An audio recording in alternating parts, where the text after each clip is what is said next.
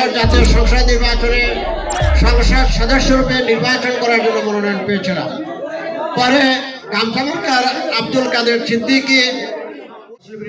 আসসালামু আলাইকুম ভাইরা, আমি আপনাদেরকে আজকে এই ইফতার মাহফিলে আসার আমন্ত্রণ জানিয়েছিলাম।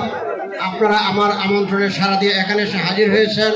এজন্য আমি আপনাদের কাছে আমার এবং আমার পরিবারের পক্ষ থেকে কৃতজ্ঞতা প্রকাশ করছি। আসলে আমরা ধরেন আমাদের দেশনেত্রী বেগম খালেদা জিয়া বহুদিন যাবৎ শারীরিকভাবে অসুস্থ। আমরা চাই যে দেশনেত্রী বেগম খালেদা জিয়া সুস্থ হয়ে আবার এদেশের গণমানুষের সামনে দাঁড়ায়। উনি এদেশের রাজনৈতিক ক্ষেত্রে সরকারের নেতৃত্ব দেন। উনি যদি নেতৃত্ব দেন তাহলে এদেশ আবার ঘুরে দাঁড়াবে, এদেশ সমৃদ্ধশালী দেশ হিসেবে গড়ে উঠবে। আমাদের ভারপ্রাপ্ত চেয়ারম্যান জনাব তারেক রহমান সাহেব, উনি লন্ডন থেকে গত কয়েক বছর যেভাবে আন্দোলনের পরিকল্পনা করেছেন, যেভাবে আন্দোলন পরিচালনা করেছেন, তার সুফল আজকে আমরা পাচ্ছি।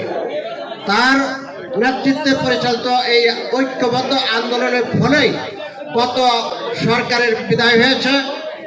যদিও পতিত সরকার এখনো বিদেশে বসে বাংলাদেশের বিরুদ্ধে ষড়যন্ত্র করে যাচ্ছে। এই কারণে আজকের দিনেও আমাদেরকে ঐক্যবদ্ধ থাকতে হবে। এই দেশের প্রয়োজনে আবার যদি কোনো আন্দোলনের প্রয়োজন হয়, হরণকৃত ভোটাধিকার পুনরুদ্ধারের জন্য যদি আবার কোনো আন্দোলনের প্রয়োজন হয়, তাহলে আমরা যেন আমাদের নেতৃবৃন্দের আহ্বানে তাৎক্ষণিকভাবে রাস্তায় নেমে যেতে পারি। ভাইরা, বাংলাদেশ জাতীয়তাবাদী দলই হচ্ছে আমাদের আপনাদের ধ্যান জ্ঞান। আমরা বাংলাদেশের জাতীয়তাবাদী আদর্শে বিশ্বাসী, রক্ত বহন করি। আমাদের রক্তে বাংলাদেশের জাতীয়তাবাদী আদর্শের রক্ত প্রবাহমান।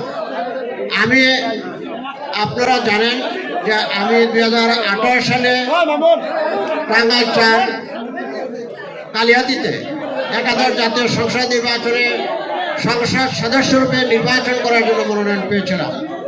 পরে গামছামুরকার আব্দুল কাদের সিদ্দিকী, উনি কালিহাতীর সিট ছাড়া ঐক্য ফ্রন্টে থাকতে রাজি হলেন না বিদায় আমাকে রাতের বেলায়, শনিবার দিবাগত রাত যেদিন মার্কা দিবে, রবিবার দিন ডক্টর কামাল হোসেনের চেম্বার থেকে ফোন করে আমার মতামত চাওয়া হলে আমি নির্দ্বিধায় বলেছিলাম যে দলের প্রয়োজনে যে কোনো ত্যাগ স্বীকারে আমি প্রস্তুত আছি, এবং তাৎক্ষণিকভাবে আমি আমার মতামত দিয়েছিলাম। একটা জিনিস, যদি কেউ মনোনয়ন পায় নির্বাচন করে ফেল করে, সেটা একটা ভিন্ন জিনিস। কিন্তু আমি মনোনয়ন পাওয়ার পরে নির্বাচন করার সুযোগ পাই নাই, আমি এটা ছেড়ে দিয়েছিলাম।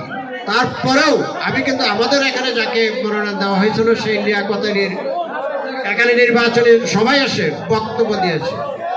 আমি আমার ভবিষ্যৎ রাজনৈতিক সফলতার জন্য আপনাদের সবার কাছে দোয়া চাই। তবে একটি কথা আপনাদেরকে স্পষ্টভাবে বলে দিতে চাই যে আমি রাজনৈতিক সফল হই, ব্যর্থ হই, যেখানে যে অবস্থায় থাকি না কেন, জীবনের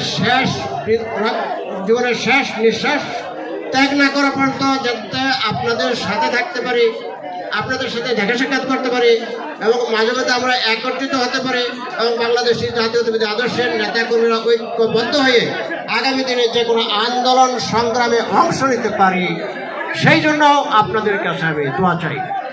আপনারা এখানে আসছেন, আপনাদের সবাইকে অনেক অনেক ধন্যবাদ।